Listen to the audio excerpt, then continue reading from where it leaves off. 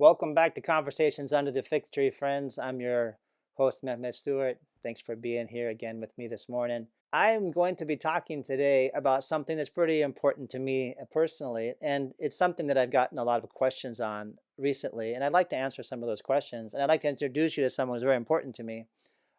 Not bringing him on the program. He's currently traveling in Europe and I think on to Uzbekistan. God bless him in his travels, inshallah. But I'd like to introduce you, at least talk about him and my relationship to him. And, you know, um, when I started doing this, I started getting all kinds of questions. I get a lot of phone calls, from people all over the world trying to reach out to me on Facebook Messenger and different things. In fact, a guy called me last night. Salam to you, brother, from India. It was a pleasure chatting with you last evening.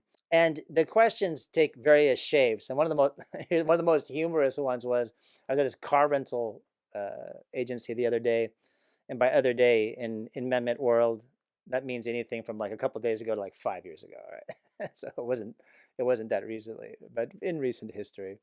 I was renting this car, and I was renting it because I was going to the Zen Buddhist monastery out in Carmel Valley, Tassajara, where I had been invited to teach a class on Islamic spirituality by one of the monks there. And I didn't want to drive my car out there because the road to get to this place is crazy. It's like you're driving through Afghanistan, I swear. Narrow roads along canyons. It's a little crazy. I didn't want to take my own car. But anyway, I'm at the car rental desk, and this guy looks at me. He's like, "So, you some kind of Sufi or something?" I kind of just smiled. And it's really easy to answer a question like that. And this guy, I think he was like Persian or something. So he must have, he saw the way I was dressed, and he made some assumptions. Uh, Not so far off. But anyway, he asked this question, and there's you can easily just answer the question straightforward. But here's the problem with that. The problem is that before we can answer that question, we have to define terms. Like, what do you mean by Sufi? What do you mean, right? And by the way the guy asked the question, and his demeanor and tone and so forth, I suspected that his understanding of the term and mine may not be the same thing. There are these very heterodox groups that call themselves Sufis out there that are marginally Islamic, if Islamic at all. Some of them don't even claim to be Islamic. And amongst those that claim to be Muslim groups, even amongst them, you find some groups that are be rather far from orthodoxy. And by orthodoxy, I mean the mainstream of Islamic thought. And I certainly would not associate myself with any of those groups. I'm not here to attack them either, by the way. I'm not here to judge anybody. Your faith is your faith. Lakum dinukum waliya din. To me, my faith, and to you, yours. I'm not here to cast shade on anybody. But it's just not who I am, right? It's not where I stand. If you mean by Sufi somebody who is studying under a teacher, who studied under a teacher in an unbroken chain back to the Prophet, who is focused upon the science of tasawwuf, which is Islamic spirituality, who is interested in tazkiyat al-nafs, the purification of the soul, who is interested in focusing upon some of the more esoteric aspects of the Islamic faith, the love of God, and uh, taking that light and spreading that light throughout the world, and it's the beautiful moderating influence that has upon all religious traditions, to include my own, then yes, I could enthusiastically say, yes, yes, I fall into that camp. Certainly I do, 100%. Which begs the question, well, if that's the case, I mean, who do you study under, Mehmet? Who's your teacher? The answer to that question is, I'm very proud to say, the Honorable Sheikh Lokman Effendi has been my teacher for over a decade. And he's a great friend and a great teacher and a great mentor, and someone who just means an enormous amount to me. So, how did I become associated with him? I retired from the Army in 2012, and I moved with my family to California, to a little town called Marina, just outside of Monterey, California, to take up this job working as a writer and editor for a local magazine associated with the university here. It was my first civilian job since working at McDonald's on the Tulalip Indian Reservation, unless you count my missionary work that I did for the Mormon Church from 90 to 92 in Japan. And those of you who've heard my story over on, uh, Apple Podcasts and Spotify, you've already heard that story, so I won't rehash it here. But anyways, I ended up here, and I'm totally disconnected from all my friends and family back home in Washington State, where I retired. I retired out of Fort Lewis, Washington. And over there, I was part of a really beautiful, vibrant, loving community of wonderful people from a different tradition within the Muslim faith. That was really beautiful and really benefited my family a great deal. But I came out here to California, and I was kind of separated from all that. And one of the first things that I did is I went to the local mosque, local masjid, and I met a wonderful man from the Al Hadi family. And the Al Hadis are this beautiful family of folks from Indonesia. Their ancestry is both Yemeni and in Indonesia. They came from I believe the Hadramaut area of Yemen, and then their family migrated to Indonesia, and then they migrated here to California. And so I met one of the brothers from the Al Hadi family, and we became friends. And he introduced me to everybody else, to include arguably my very best friend in the whole world, Omar Al Hadi, who's just this great, kind, loving man who I love dearly. He's a great, dear friend of mine. And so the Al Hadis, they kind of adopted the Stewarts, and we kind of became part of their family. Thank God. God bless them. They're wonderful, beautiful people. One of the Al Hadis, one of the older brothers, his name is Zed. Uh, he invited me to this gathering with Sheikh Murad, I believe it was, Hakim Murad. Nice guy, a young convert, white guy like me. he was leading this. He was leading this gathering at a little resort in Pacific Grove, and we were offered an opportunity to come and hear him speak. And I accepted that invitation. And I remember I went, and I was deeply moved by his approach to Islam, and by him himself. I found him just to be just a really lovely, lovely person. And he had this very beautiful way of talking about Islam. And I remember I turned to Zed, and I said, "Brother, I don't know what this is, but whatever it is, I want it. I want that. It's beautiful." What I came to learn is that it wasn't unique to this particular teacher. It was part of this larger tradition of tasawwuf, of what's commonly called Sufi approach to Islam. And it got me thinking about it and looking, and through a series of events, I came across a different teacher, Sheikh Lokman. I found him of all places on the internet. The internet does all kinds of terrible, a lot of bad things on YouTube these days, and X and all these different websites, Twitter, etc.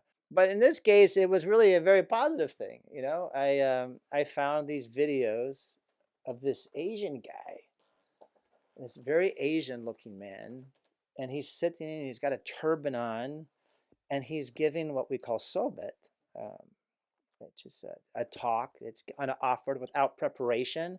It's not like he's not like reading from something prepared. He's actively seeking guidance and inspiration and sharing that live without rehearsal, without preparation.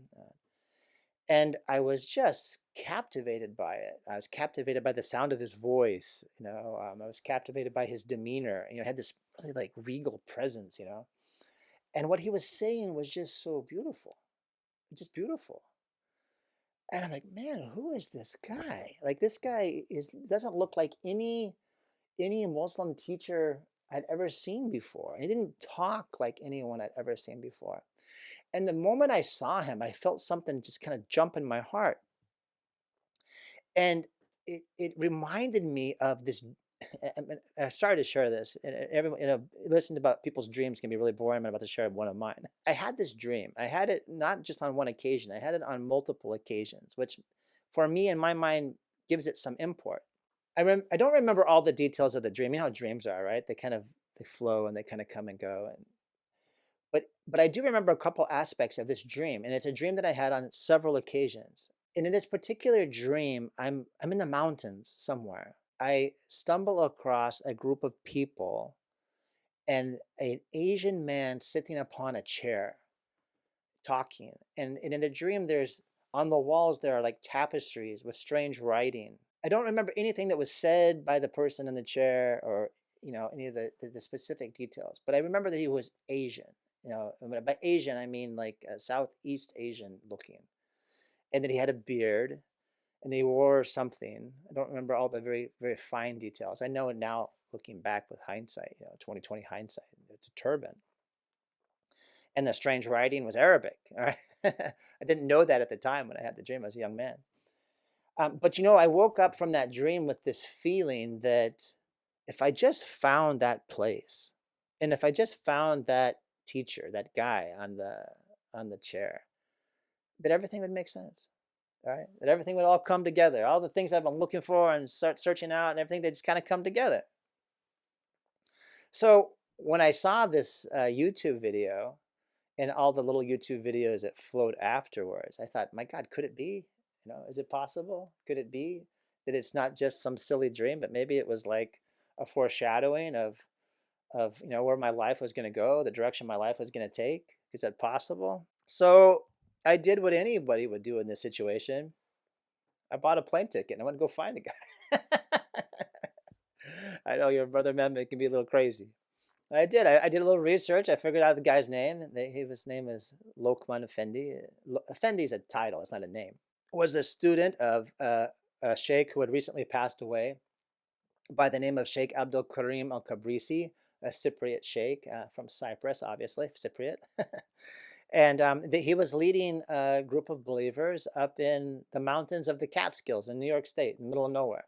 So I figured out an address, Sydney Center, Wheat Hill Road, Sydney Center. I bought a ticket to New York, rented a car, and I drove up to the middle of nowhere. I showed up the first time. It was Fajr prayers, and I came in and I sat down, and there he is.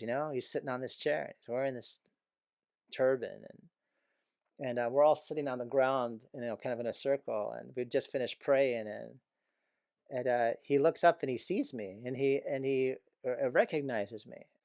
We'd never met. He never seen me physically, but he recognized me, and he says, "Welcome to you, welcome."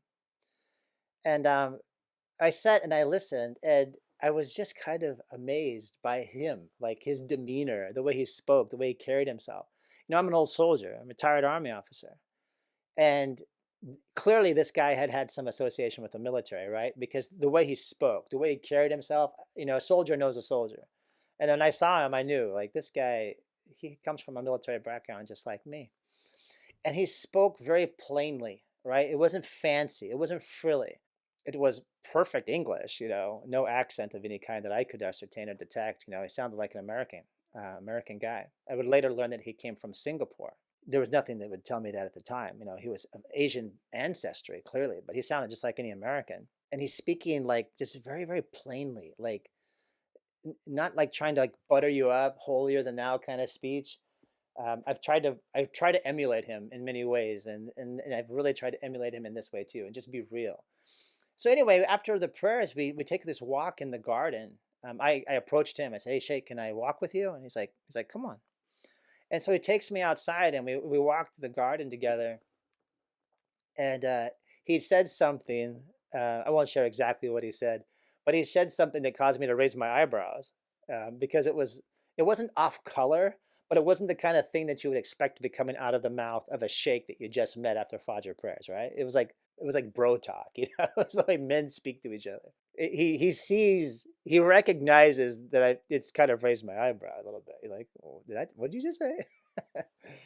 And then he looks at me and he says, "Ken," which was my name before I took the name Mehmet. He says, "Ken, we're men. We're just men." He said, "Don't be phony." He said, "Be sincere. In all things that you do, be sincere. And in your faith, in our practice of Islam, be sincere. Be real." And it really just struck me, guys. Like it struck me. Like I could relate to this. I could relate to him personally. And from that moment on, I knew I found my teacher. And I've been studying under Sheikh Lokman now for over a decade. Sheikh Effendi, as we call him, lovingly. And you don't hear me talk about it a lot on my podcast because I'm not here to convert you to my way of thinking, right? I'm not trying to the purpose of this podcast is not to find recruits for my particular tariqa, my particular Sufi brotherhood, or for my particular sheikh, because the reality is that Sheikh Lokman, Sheikh Effendi, really appeals to me, right? He is the doctor with the right prescriptions for my illnesses, right? I can relate to him, and he can relate to me. This brings up a bigger issue that I'd like to address, and it's this: sectarianism is a bad thing. It's a bad thing. If it's a terrible thing. In fact, the Quran tells us specifically in unequivocal terms, do not divide into sects. And so I'm not a sectarian man. And I don't believe in any kind of sectarianism. There's this tendency, I think, sometimes amongst Sufi schools and those who call themselves Sufis or practitioners of tasawwuf would be more accurate, to play this game, like my sheikh is better than your sheikh. This guy is the right sheikh. This guy is not the right sheikh. This is the true sheikh. This is not the true sheikh. All this nonsense. And I reject this thinking. I reject it wholeheartedly and wholesale. You know, what is a sheikh? A sheikh is just a teacher. That's all he is. He's a teacher who learned from a teacher, who learned from a teacher, who learned from a teacher. And what's his job? Well, he's kind of like a doctor. He looks into the heart of the people who study under him, and he helps them to grow, right? He finds the places that need showing up. He identifies where there are things that could be improved. He helps them to see themselves, because you can't see yourselves, guys. This is the thing. You can't be your own doctor. It's that old adage that the man who has himself for a lawyer has a fool for a lawyer. Well, it's kind of the same thing when it comes to spirituality, in my opinion. Like if you're really trying to grow on the spiritual path, it's hard to look at yourself because you can't see yourself. You're too close to it. And sometimes it can be really, really useful to sit with somebody like a Sheikh Lokman, who has the ability to kind of look at you as a third party and to look at your heart and say, Mehmet, you're doing great over here, but focus on this here for a minute, right? Think about this. Have you considered X? And there's a lot of charlatans out there. There are folks out there that don't deserve your time or your attention. But there are also some really, really special people out there who can be very, very valuable and who offer a perspective that is connected to traditional learning and to traditional lines of authority that goes all the way back to the Prophet, that are immensely useful and whose association can just really, truly, deeply improve the lives of the people who study under them. And that's certainly been the case with myself and Sheikh Effendi, Sheikh Lokman. Like I said, I've been under his tutelage now for over a decade, and I can tell you that it has only made my life richer and better, and it has helped me to grow immensely as a Muslim and to learn and to have experiences and things that I would never have had otherwise. And I am eternally grateful to him. And he didn't ask me to say any of this, by the way. He would be very, very embarrassed to hear me talking like this about him so, glowingly. He's not that type. And I would say to those people that want to say, well, this is not necessary in this age, I would say, okay, if it's not necessary for you, it's not necessary for you. I often say at the end of my little talks that I do, I say, if this has been useful to you, take it, and if not, leave it. I need it.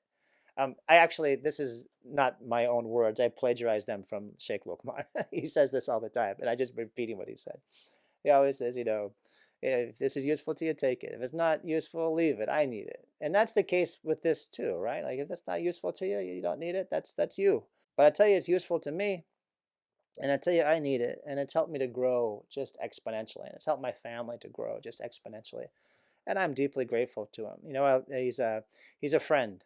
We're about the same age. I think we're only about a month difference in our age. And we both have military experience, and we have some things that we share in common that I think have made the association just really very meaningful for me, and I hope meaningful for him too. Like I said, he's a dear, dear friend. I would just say to those people out there that are curious about this aspect of the Islamic faith, stick your toe in the water, talk to some folks, see what is right for you and what is not right for you, and make a decision for yourself about the guidance that you receive. There's so much that we can learn from the traditional teacher-disciple relationship that has been the norm in Islam for centuries, guys. Let's be clear. I mean, this is not something new. This is not something modern. This is the traditional way that Islamic information has been passed down for centuries, centuries and centuries and centuries. It was through Sufi teachers that most of Africa was converted to Islam. It was through Sufi teachers that most of Indonesia, Malaysia, Southeast Asia, the Philippines, a lot of these areas, they came There's no Muslim army ever invaded these areas. These people were brought to Islam through the work of people like Sheikh Lokman, right? That are just humble teachers that come into an area, or they're sent by their teacher to spread the love of the Prophet, to spread nur and light. I do this podcast, full disclosure, because I was challenged to do so by Sheikh Lokman. Otherwise, I would never have done it. He's like, you should do this. You like to talk, and you tell the good stories, and people like to hear you. Do this. See if it has some benefit. He never said to mention him, by the way, or to speak about him in any way. He's given me this license. Like, just go talk to the people, see if they all hear you. And that's what he did too. He's just come. And there are those in tariqa communities, Muslim brotherhoods. They make a big deal about who's in charge. This guy's in charge, this guy's not in charge. This is the person who's authorized to speak. This is the person not authorized to speak. We don't get into all that. We don't get into all that. This is not what's important to us. I think people that focus a lot on that kind of thing, I think they miss the boat, because they spend so much time worrying about who is sitting in the chair and who's in charge, that they forget about the reason why we're gathered together in the first place. If there's a new sheikh in town and he's spreading the love of the Prophet, that's just more nur. It's just more nur. It's just more goodness. It's just more beauty. Now, to be clear, my teacher, Sheikh Lokman, has all of the appropriate, we call ijaza certification, duly authorized, and there's no question about that. It's on video. Anybody can watch it. But what I'm saying is, it's not the point. This is not why we gather. It's not about who's sitting in the chair. And Sheikh Lokman, I tell you, he would be the very first person to tell you that if he wasn't asked to sit in the chair by his sheikh, he wouldn't be in it. He would be very happy to just go and do what he was doing before. So anyway, hey bro, you some kind of Sufi? You some kind of Sufi or something? The answer is yes. Yes, I am. Yes, I am. As long as you're defining it correctly. I'm not a fan of this person who I'm about to quote particularly, but he made a really good quote. George H. Bush, former president of the United States. Again, I'm not a real fan, but he said something really cool. Someone once asked him about his political, where he stood on the political spectrum, and he answered. He said, "Labels are for soup cans." And I like that. I like that a lot. Labels are for soup cans. You can try to label me, and on the basis of that label, exclude me, or love me, or hate me, whatever. Labels are for soup cans. I'm not really concerned in labels. The only label I really care about is Muslim, being a Muslim man. Alhamdulillah, this I'm very proud of, and that's a label I carry with a great deal of honor. But what do I care about? What I care about is the message of Islam. I care about the nur of the Prophet, and the nur that he brought, the light that he brought to humanity. I care about being the best Mehmet that I can be, and taking that love and that nur and that goodness and sharing it with as many people as I can. Not because I think my way is the right way and you have to like do it my way, or otherwise you're wrong. And it's not about my ego. I don't. Ego has nothing to do with it.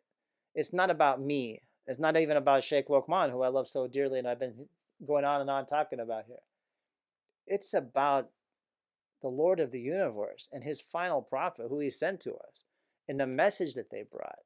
You know, that's what it's about. It's about sharing the love of Allah. It's about sharing the love of the Prophet. How that knowledge is disseminated is interesting, and that's why I share it with you. And it's important because you want to get good knowledge from good people who are qualified to give it or telling you the truth. That's important too. But let's not get it twisted, folks. It's not about this sheikh or this tariqa or that tariqa. I'm not interested in that. I'm not interested in that. I'm interested in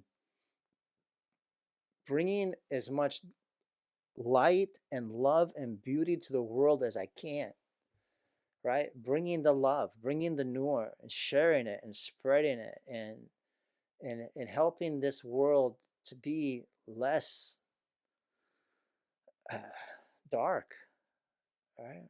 Less dark. Let's bring the light, people. Let's bring the light. Let's bring the love. Let's share the beauty of Islam with as many people as we can. And if you're not a Muslim and you're listening to me, take a sip from this fountain, this beautiful fountain of love and light that is the abode of the Prophet and of the creator of the universe. And wherever you find those beautiful individuals who have come, those friends of Allah who come and have swam in those waters, and they can and help us to point the way through them, to navigate them, and they can take that light and share it and spread it, then let's come sit together and learn something. That's all. That's all. Well, I hope I hope you found this enlightening and entertaining, and I hope that it's been of some benefit to you. But if it's not, that's okay. Just leave it. I need it. I need it desperately. And I appreciate those of you who tuned in to listen and given me an opportunity to share my own little journey a little bit, and of my and to talk a little bit about my dear friend Sheikh Lokman and all the love and the light and the nur that he has brought to my life. And I pray that Allah bless him and look after him and give him patience to deal with all of us who call ourselves his students. Ameen. Until next time, my dear friends, be blessed. Peace.